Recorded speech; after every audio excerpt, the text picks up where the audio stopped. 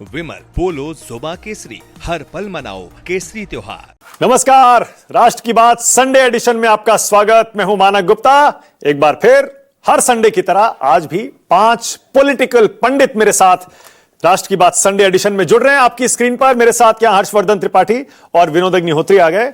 बाकी 3 आपको पता ही है, उनको भी स्क्रीन पर ले आइए। जरा अपने दर्शकों से एक बार रूबरू करवा देता हूं। मेरे साथ हर बार की तरह एक बार फिर आशुतोष सतीश के सिंह, हर्षवर्धन त्रिपाठी और विनोद अग्निहोत्री तो हैं ही। आज उनके साथ साथ सी वोटर के फाउंडर यशवंत देशमुख भी राष्ट्र की बात में जुड़ेंगे, जो इस पैनल में शायद चुनावों के सबसे बड़े पंडित हैं।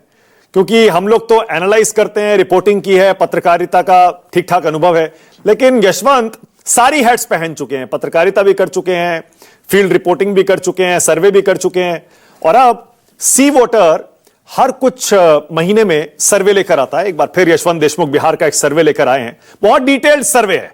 आज वो सर्वे भी आपको दिखाएंगे और समझाएंगे आखिर ये सर्वे क्या कहता है। जल्दी से पहले सर्वे की कुछ की फाइंडिंग्स आप समझ लीजिए। सबसे पहला सवाल सी वोटर के यशवंत देशमुख के सर्वे का मैं आपको दिखाना चाहता हूं। बिहार की सत्ता पर कौन हावी, कितना % वोट किस गठबंधन को मिल सकता है। एक बार फिर यहां देखिए, टक्कर कांटे की है, क्लोज है मुकाबला, लेकिन एनडीए अब आगे दिख रहा है 40% वोट के साथ। महागठबंधन को 38 के आसपास मिल सकता है और जन सुराज पार्टी 13% वोट ले सकती है। सी वोटर के इस सर्वे में यह चौंकाने वाला आंकड़ा सामने आ रहा है। दूसरा सवाल, सीएम कौन बनेगा। सीएम की रेस में तेजस्वी यादव फिर नंबर 1 पर हैं। तेजस्वी को 36% से ज्यादा लोग सीएम देखना चाहते हैं, लेकिन हैरानी की बात, यहां प्रशांत किशोर दूसरे नंबर पर आ गए, नीतीश तीसरे पर चले गए। 23% लोग इस सर्वे में प्रशांत किशोर को सीएम देखना चाहते हैं और नीतीश कुमार के पक्ष में सिर्फ 16% के आसपास अपना हाथ खड़ा करते हैं। चिराग पासवान 8 और 8.5 9 के आसपास और सम्राट चौधरी 8 के आसपास। अब सीएम की रेस में कैसे तेजस्वी 36% पर आए, जरा यह भी देख लीजिए। एक समय था फरवरी में 40% पर तेजस्वी पहुंच गए थे, उसके बाद जून, अगस्त, सितंबर, अक्टूबर 35-36% के आसपास आकर स्टेबल हो गए हैं तेजस्वी यादव। अब नीतीश कुमार कैसे पिछड़े, जरा ये देखिए। फरवरी में नीतीश कुमार 18% के आसपास थे, अब आ गए हैं वो 16% के आसपास। वो भी लगता है 16% के आसपास स्टेबल हो गया है नीतीश कुमार का आंकड़ा। प्रशांत किशोर का आंकड़ा देखिए, क्या तेजी से बढ़ा है 6 महीने में। यह सी वोटर का ट्रैकर कह रहा है फरवरी में 15% लोग सीएम देखना चाहते थे प्रशांत किशोर को, सितंबर अक्टूबर में यह आंकड़ा 23% को पार कर गया और अभी भी ऐसा लगता है यह ग्राफ ऊपर ही जा रहा है। अब प्रशांत किशोर ने जो भ्रष्टाचार के हाल में आरोप लगाए एनडीए पर, उनका क्या असर होगा। जब सी वोटर के सर्वे में यह सवाल पूछा गया तो महागठबंधन 33.6% लोग यह कह रहे हैं कि महागठबंधन को फायदा होगा, 22% लोग कह रहे हैं जन सुराज को फायदा होगा, एनडीए को फायदा होगा 21%, 22% लोग कह रहे हैं, और करीब 10.5% लोग कह रहे हैं किसी को फायदा नहीं होगा। यानी ज्यादा फायदा महागठबंधन को हो सकता है, सर्वे में ये लोग कह रहे हैं।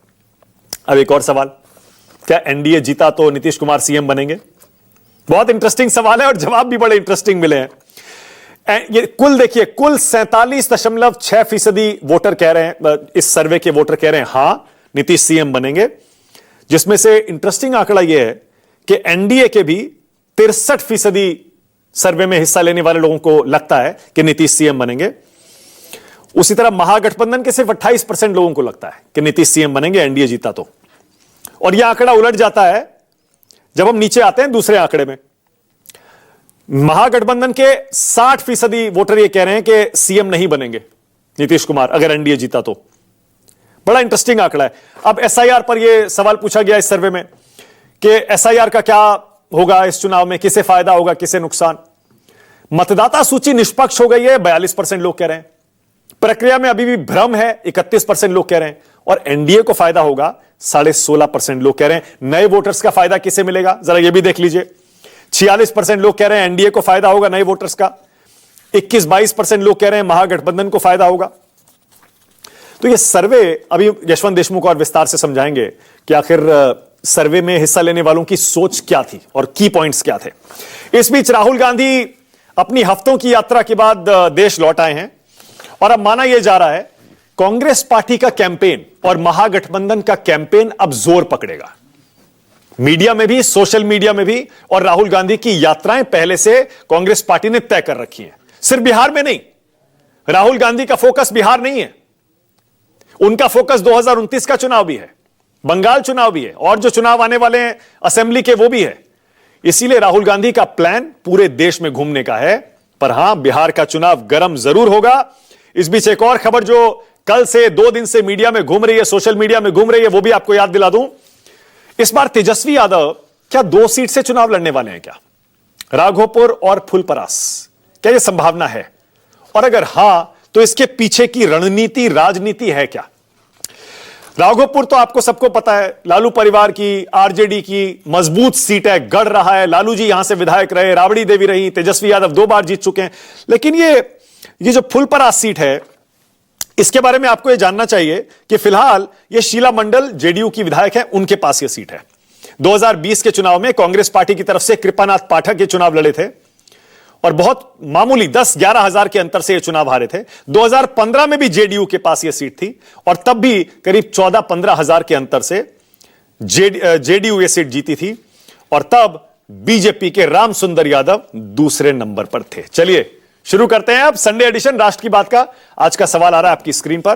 पहला सवाल यही है, पीके का चढ़ता चैलेंज, अब क्या करेंगे तेजस्वी? और दूसरा सवाल, देश लौटे राहुल, अब होगा चुनावी एक्शन। ले आइए जरा सबको स्क्रीन पर। शुरुआत एक बार फिर